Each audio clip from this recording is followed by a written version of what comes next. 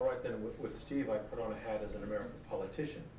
With you, Chris, let me put on a hat as, let's just say, an American Tea Party politician. And ask it to you this way.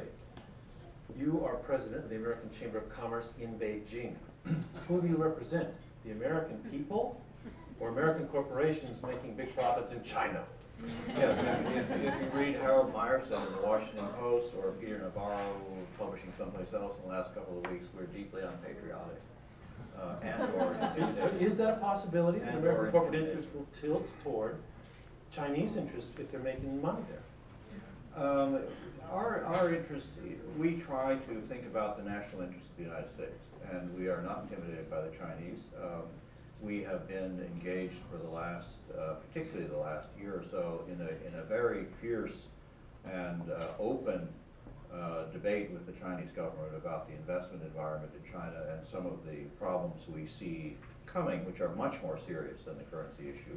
Such as? The Chinese effort to use industrial policies around standards and around the CCC mark and conformance issues and around intellectual property. Green technology, technology transfer issues and things like that.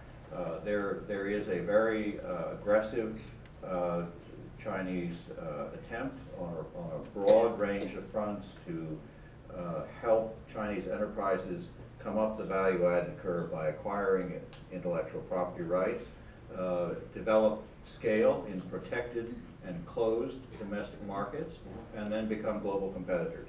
So what has happened, if you look at the intellectual property rights issue, we've had a traditional question of how to enforce those rights better in the Chinese market. And we basically have an agreement in principle that infringement is a bad thing. We would like the Chinese to have the political will to proceed much more rapidly to improve their enforcement. They would like us to be more patient. So we have some disagreement about tactics, but in principle we agree.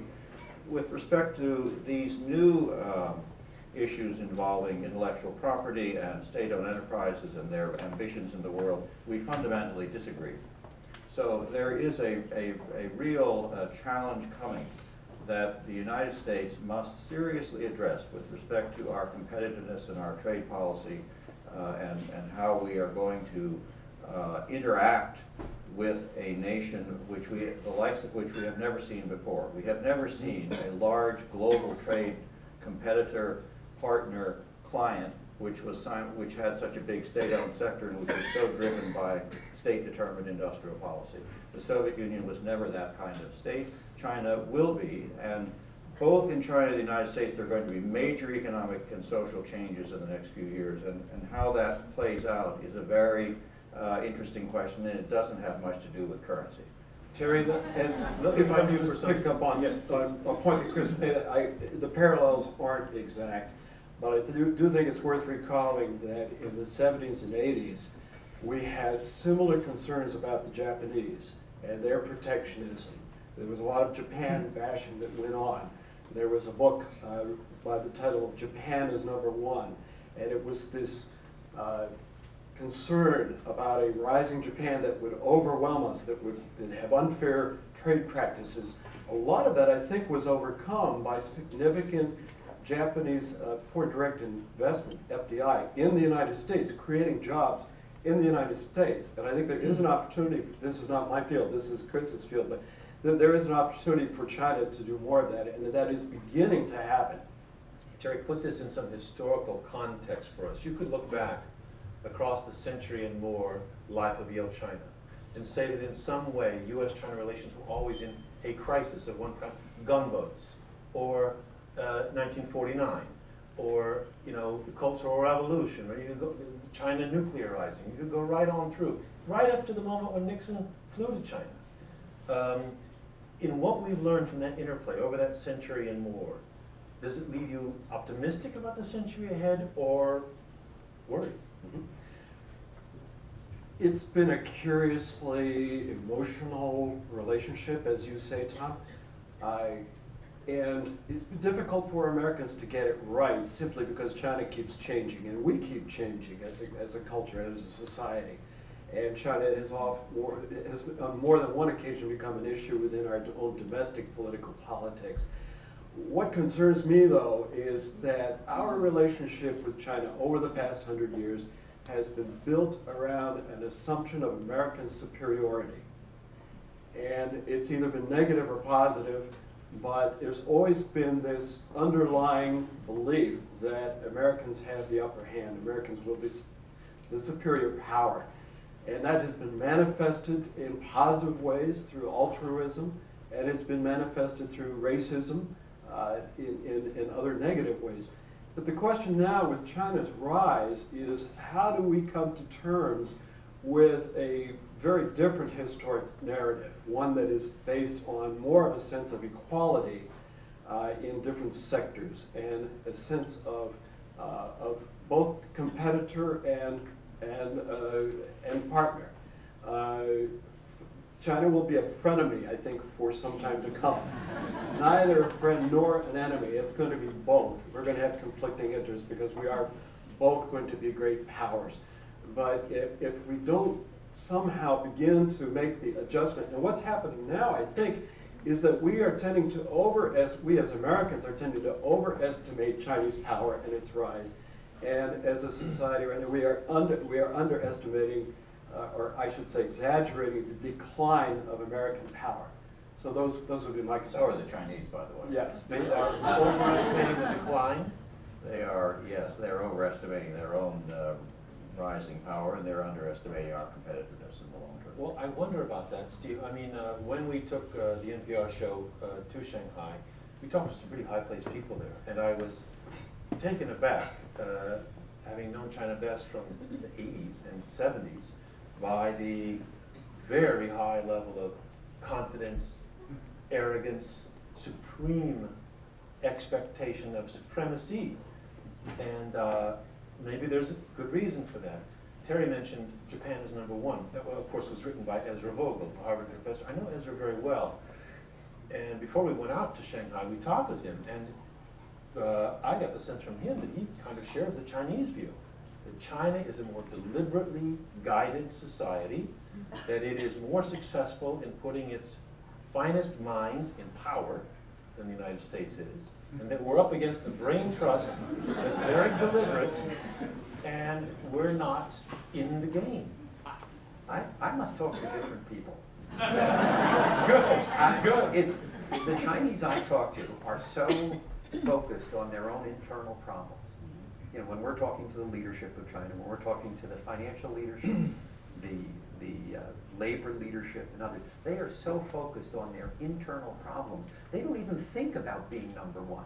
It's really not what they're after. They're after stability. They're after maintaining their power.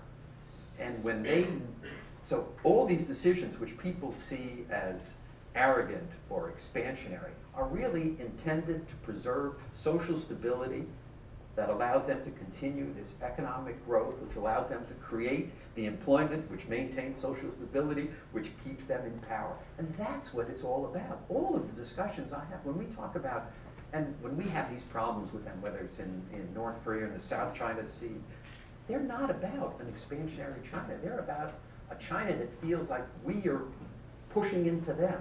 We're invading their territory. You know, these incidents that occur, and we say this is an expansionary China.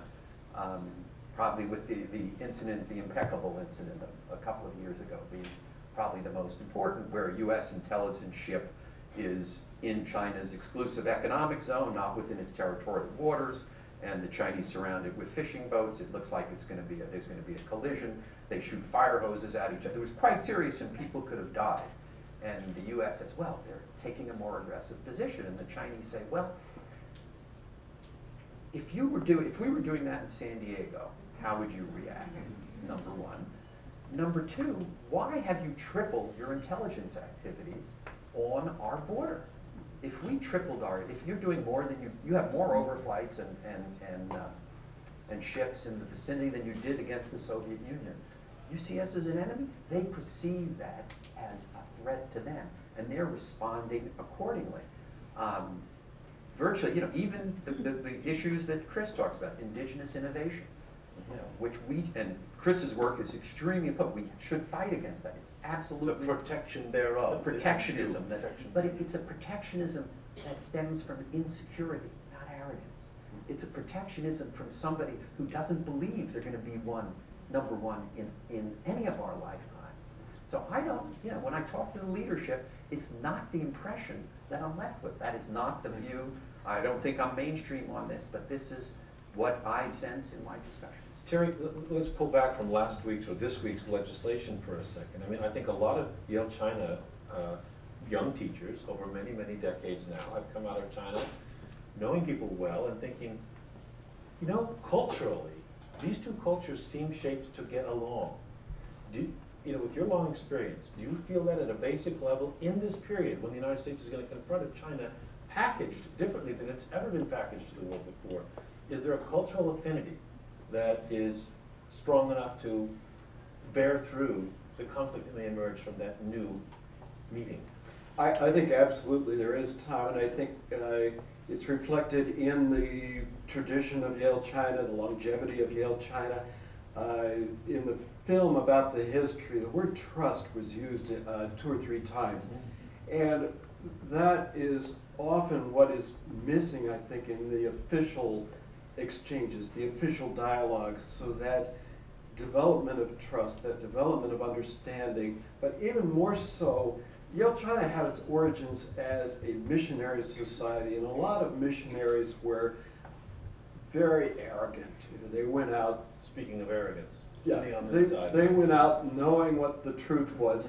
Yale-China very on, I think, was fortunate to have some inspired leadership, people like Dr. Edward Hume in Changsha, who realized the importance of cooperation, which Ann Williams spoke to in the film, and the importance of reciprocity. So I think Yale-China has been invaluable in instilling that understanding, which is missing so often from the general official relationship.